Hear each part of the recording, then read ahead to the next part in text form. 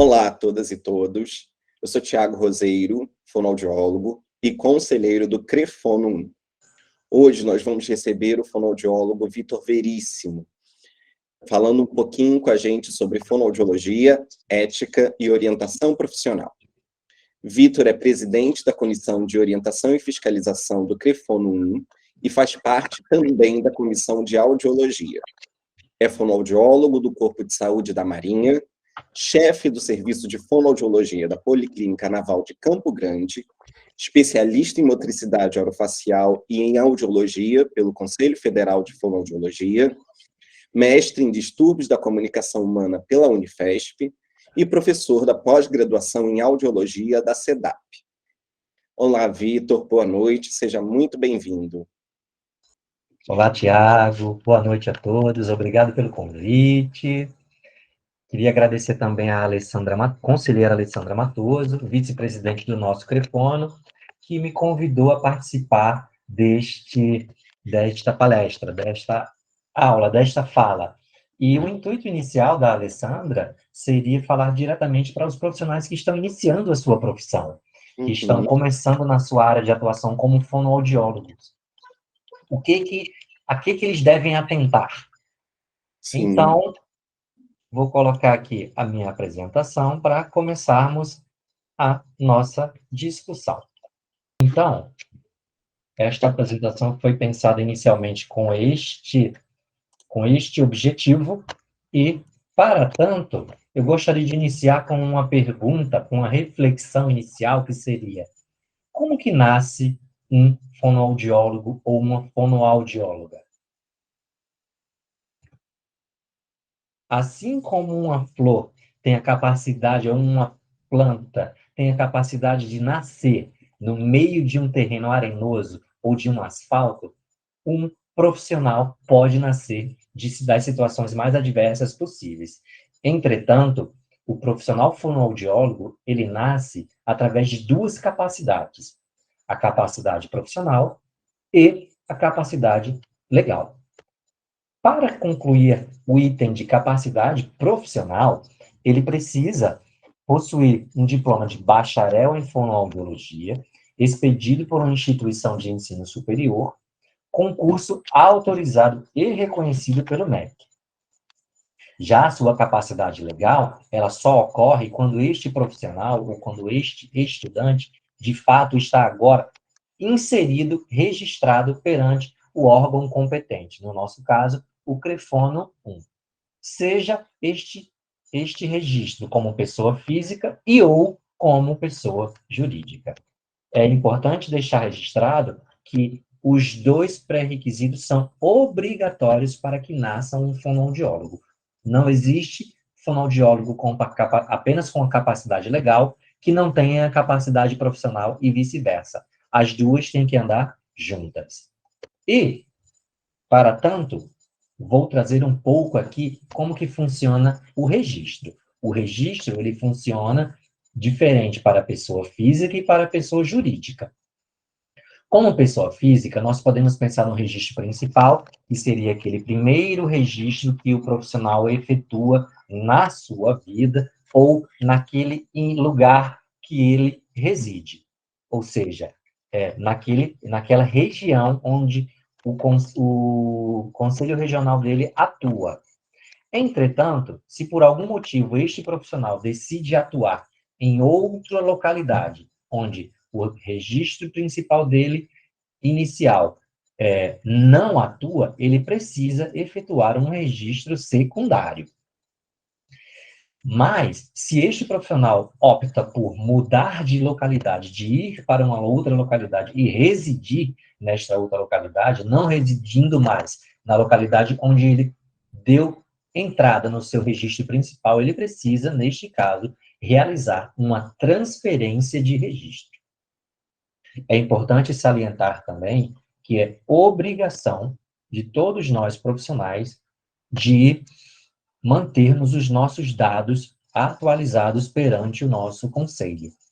Então, qualquer mudança de nome, uma pessoa casa e opta por acrescentar ou retirar algum nome, ou esta pessoa mudou de endereço, é obrigação deste profissional comunicar a alteração desses dados no seu conselho profissional. E neste caso, assim como aqui embaixo a gente tem a foto aqui de um sim, eu existo, porque a partir de então essa criança que recebe uma certidão de nascimento existe, o profissional ele precisa se registrar no Conselho Regional de sua região, que funciona, neste caso, como um cartório. O nosso registro ele deve passar por revalidações da nossa identidade profissional. Nossa identidade profissional ela tem uma validade e ela precisa ser revalidada a cada 5 anos, no nosso caso. Se este profissional, por algum motivo, opta por não atuar mais como fonoaudiólogo, ele deve pedir baixa no conselho onde ele está registrado. Caso, após a baixa, ele opte por voltar a atuar, aí então ele deve pedir a reintegração do seu registro. Como pessoa jurídica é um pouco similar, entretanto, uma pessoa jurídica ela pode requerer o seu registro através das modalidades registro ou cadastro, onde uma é com ônus e a outra sem ônus, ou seja, uma é obrigatório o pagamento de uma taxa e na outra não é, e uma, de fato, é obrigatório o registro, principalmente quando há atividade fim de fonoaudiólogo, atividade principal no, no, no registro de empresa desta pessoa, ou quando esta empresa atua vendendo produtos fonoaudiológicos, a exemplo de aparelhos auditivos, comercializando, e a modalidade cadastro é quando não há uma obrigatoriedade de se registrar, mas ainda assim essa empresa opta por fazer este registro. E assim como nós precisamos passar por, nós, pessoas físicas, precisamos passar pela revalidação do cadastro, a pessoa jurídica também é emitido um certificado assim que você realiza o cadastro, o certificado de pessoa jurídica, e esse certificado ele deve ser revalidado, diferente do de pessoa física, que é a cada 5 anos, de pessoa jurídica ele é anual. E essa revalidação, ela acontece sempre que você, ela pode acontecer também sempre que você incluir um novo fonoaudiólogo no seu quadro técnico.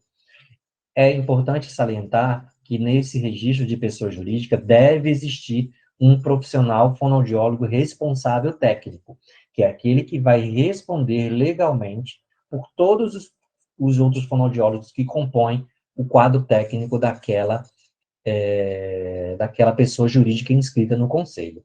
Assim como pessoa física deve informar ao seu conselho a alteração dos dados cadastrais, a pessoa jurídica também, se houver, por algum motivo, uma substituição de responsável técnico. Isso também deve ser comunicado ao conselho, assim como incluir ou excluir um fonoaudiólogo do quadro técnico. Se por algum motivo esta pessoa jurídica pedir uma baixa e ela opta por voltar, ela precisa reativar este registro, assim como quando ela opta por não atuar mais nesta área, ela precisa pedir a baixa do registro ou baixa de quadro técnico quando não existe mais nenhum fonoaudiólogo atuando naquela unidade.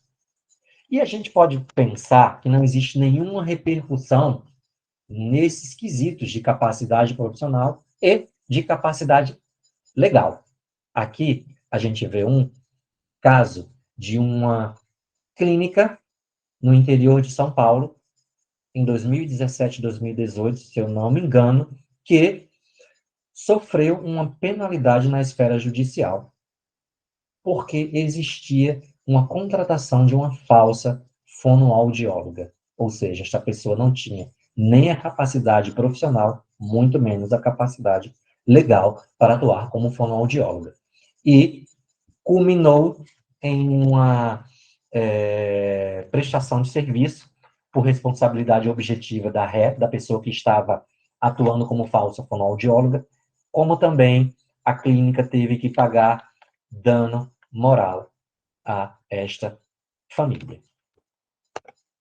Um outro exemplo que saiu na mídia recentemente foi quando a Cláudia Raia, no auge da sua gestação, ela estava com o seu profissional de educação física, com o seu personal, executando atividade física, postou no story, meio que ensinando as outras mulheres gestantes quantidade de carga, de exercício, de repetições, e o Conselho Regional de Educação Física daquela região onde aconteceu o fato, entendeu aquilo como um exercício ilegal da profissão e denunciou a atriz a uma delegacia por exercício ilegal da profissão. Ou seja, o exercício ilegal da profissão, ele pode trazer repercussões em diversos campos, em diversas esferas. Na esfera civil, com uma indenização, como nós vimos no primeiro exemplo. No campo administrativo, pode culminar numa demissão daquele profissional, ou até mesmo na sua suspensão ou cassação, no cancelamento do seu registro profissional pelo seu conselho ao qual ele está inscrito. Assim como também pode trazer repercussões na esfera penal, por meio da lei de contravenções penais, visto que, de acordo com esta lei, exercer profissão ou atividade econômica, ou até mesmo anunciar que a exerce sem preencher as condições estabelecidas por lei, ou as condições aqui por lei está subordinado ao seu exercício, pode culminar em prisão simples de 15 dias até mesmo 3 meses, ou em multa como é uma lei de 1941, de R$500 mil a 5 contos de réis, que são convertidos de acordo com o monetário que é utilizado atualmente. Esta lei de contravenções penais, ela, através do projeto de lei 1426 de 2015, está tentando ser modificada, na verdade, está tentando que faça com que o exercício ilegal de profissão efetuado por outras profissões seja considerado crime e não a contravenção penal. Porque, atualmente, para o nosso judiciário, apenas algumas profissões, a exemplo de médico e odontologia, medicina e odontologia, apenas nesses casos que o indivíduo, quando exerce ilegalmente, isso é considerado um crime. Em todas as outras profissões de saúde, isso é considerado uma contravenção penal. E o que isso implica, na verdade? Porque uma contravenção penal, ela tem uma pena mais branda do que um crime. Entretanto, vale ressaltar que, em ambos os casos, o indivíduo ele deixa de ser réu primário, o que vai repercutir muito na sua vida, não é isso? Ou seja, diante de tudo o que foi explicado, que foi relatado para vocês, vocês acham que basta ter capacidade profissional e legal para que nasça esse fonoaudiólogo? Nós vamos ver com este slide aqui que não é bem assim. Um slide que também repercutiu há pouco tempo de uma fonoaudióloga que foi denunciada por suspeita de torturar crianças autistas também no interior de São Paulo. Esta pessoa era doutora, tinha doutora na área de autismo, tinha várias publicações, era reconhecida, era renomada, ou seja, tinha uma capacidade profissional, a gente não pode negar, era registrada no seu conselho regional, tinha capacidade legal, mas isso não bastava, né? Então, a gente vê que não basta só ter a capacidade profissional e a legal. Mas, também pensando nessa pessoa que está começando no mercado de trabalho atualmente, essa pessoa decidiu que quero abrir meu consultório de fonoaudiologia. Como devo fazer? De forma legal. Existem diversas formas de você abrir um consultório hoje em dia, mas eu vou deixar aqui alguns tópicos que são os principais que você deve atentar quando você pensa em abrir o seu consultório, seja ele de forma solo, você sozinha, ou parceria com outros profissionais. Primeiro, quando você pensa num consultório, você pensa numa marca. Meu consultório vai se chamar X, vai se chamar Y. É importante verificar se essa marca já existe, se o que você pensa, se ele já existe ou não, através do Instituto Nacional de Propriedade Industrial. Também é importante que se registre o contrato social ou o documento semelhante na junta comercial ou no cartório. Toda empresa, ela tem que ter um contrato social. Importantíssimo que exista um cadastro nacional de pessoa jurídica, que deve ser efetuado na Receita Federal, e em alguns casos, não são em todos os estados que isso é necessário, mas em alguns casos, além desse cadastro nacional de pessoa jurídica, é importante que se faça também, é necessário que se faça também uma inscrição estadual através da Receita Estadual. Só verificar no seu estado se é necessário. No nosso, não é.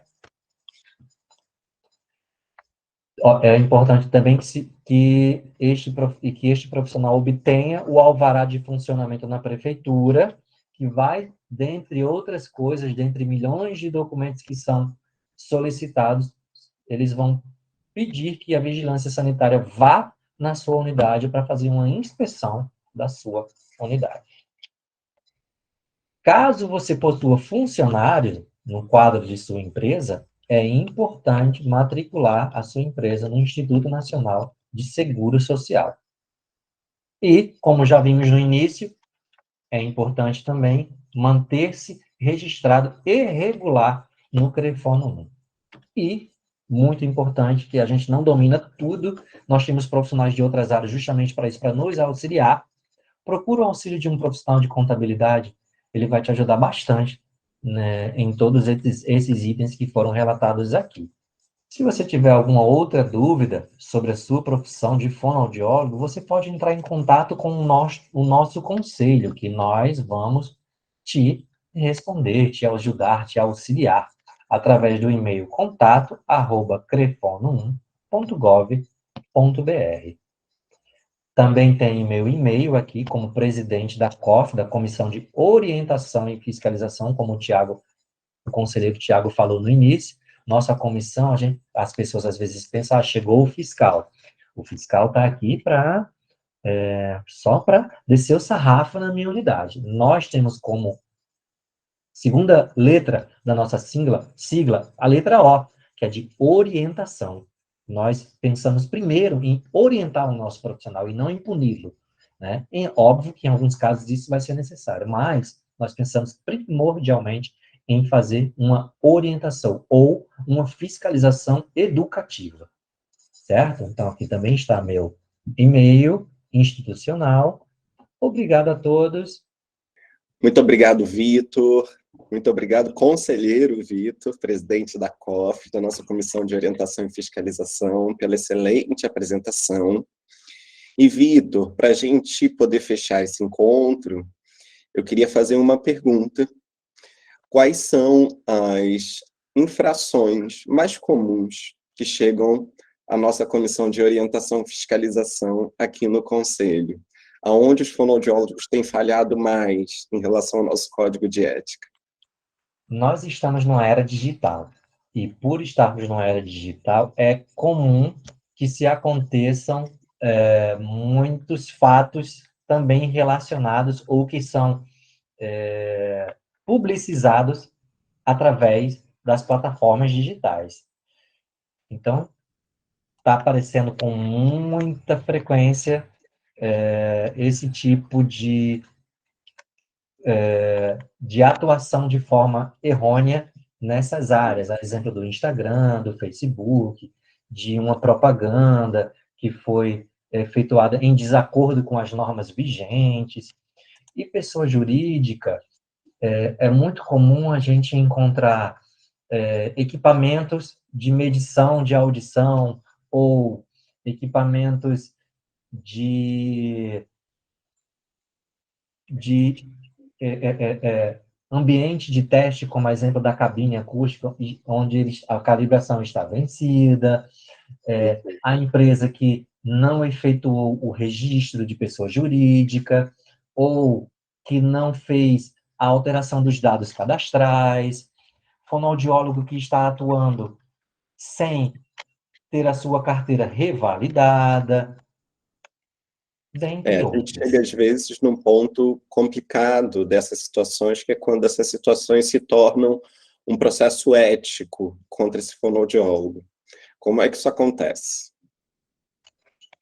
Então, a Comissão de Orientação e Fiscalização, ela apura os fatos iniciais, mas quando se trata de um profissional inscrito, a gente não tem como julgar.